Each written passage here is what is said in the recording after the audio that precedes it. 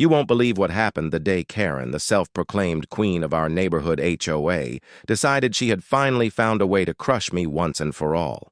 It started like any other morning, with the sun just peeking over the rooftops of Willow Creek Estates and the scent of freshly cut grass lingering in the air. But peace never lasted long where Karen was concerned. She thrived on control, on finding new ways to make the lives of her neighbors miserable, and today, her target was me. I had just finished watering my front yard when Karen appeared, strutting down the sidewalk in her power suit as if she were walking into a boardroom. Her clipboard was tucked under one arm, her oversized sunglasses hiding eyes that I knew were already searching for imperfections. She didn't bother with pleasantries. "You're in violation!" she snapped, pointing at my driveway.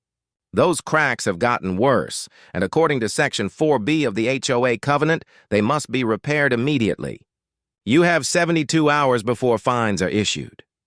I looked at the so-called cracks, barely visible hairline marks in the concrete that no one else would ever notice, and felt my blood simmer. But I had learned long ago that showing anger only fueled her ego. So instead, I calmly nodded and asked if she had the updated bylaws to show me. That caught her off guard. Karen wasn't used to being challenged, and her lips pursed into a thin line. "You don't need to see them. I wrote them," she said smugly, before scribbling something onto her clipboard. "Consider this your first official warning." As she strutted away, I noticed several neighbors watching from their porches, some shaking their heads in sympathy, others ducking inside to avoid becoming her next target. What Karen didn't know, and what made me bite back a smile, was that her reign of terror was on borrowed time. For months, I had been quietly documenting every outrageous fine, every unapproved rule, every petty abuse of power. The stack of evidence on my desk at home was thick enough to make even the most stubborn HOA attorney pause.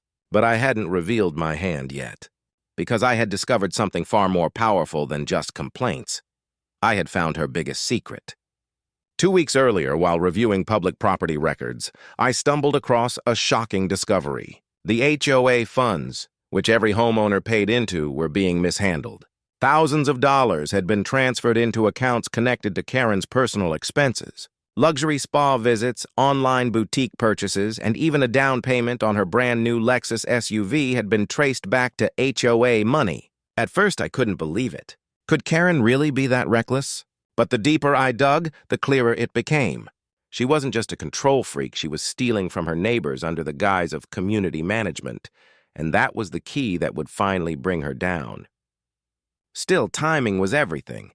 If I revealed my evidence too soon, she might find a way to cover her tracks. So I continued playing the part of the obedient neighbor, nodding politely during her rants at HOA meetings, paying her ridiculous $50 late fee when my trash bin was out 15 minutes too long, and pretending not to notice when she targeted others with her venom. I knew that every smug smile, every condescending lecture was pushing her closer to the edge of her own downfall. That breaking point came sooner than I expected. Just last week, Karen held a surprise inspection day, marching through the neighborhood with 2 board members in tow, writing up violations for everything from slightly faded shutters to grass an inch too high. When she reached my property again, she made a show of standing in the middle of my lawn, loudly declaring to her companions that I was the worst offender in the community.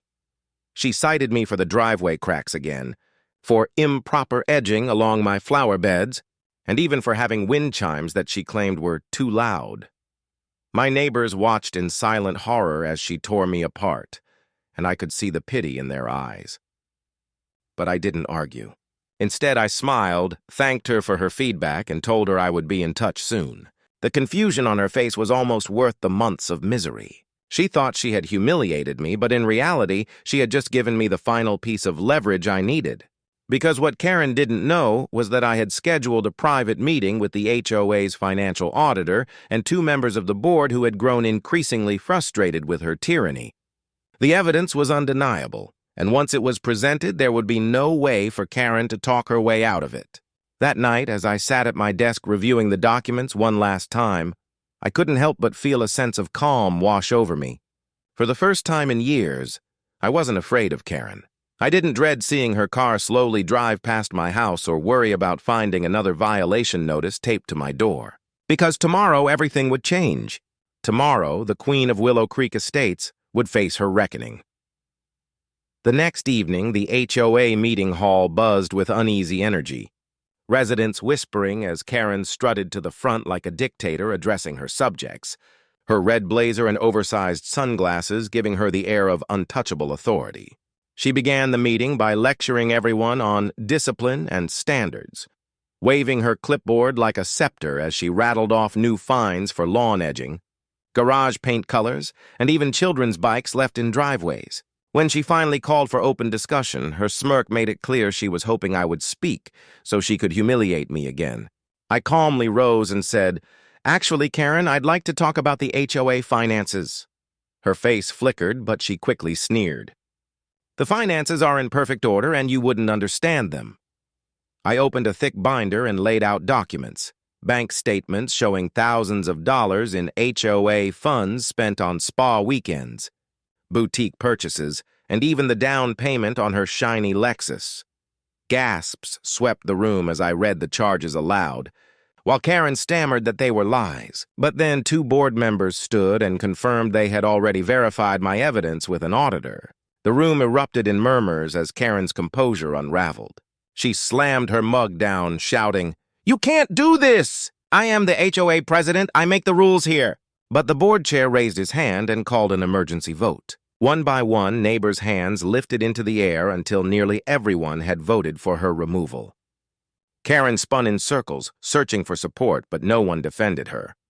The motion passed, and the chair announced, "Karen Miller, you are hereby removed as president effective immediately." For a moment, she stood frozen, eyes wide, mouth trembling, then she exploded in rage, lunging toward me and screaming, "You think you've beaten me? I'll sue you all. I'll ruin this neighborhood." Security, already waiting at the back, stepped forward and escorted her out as she kicked and cursed, her shrill threats echoing even after the door slammed shut. The silence that followed broke into cheers and applause, neighbors clapping, some hugging, others thanking me for finally standing up to her. Over the next week, the transformation was remarkable. The board reversed her arbitrary fines, restored fairness to the HOA, and launched a community improvement fund with the recovered money.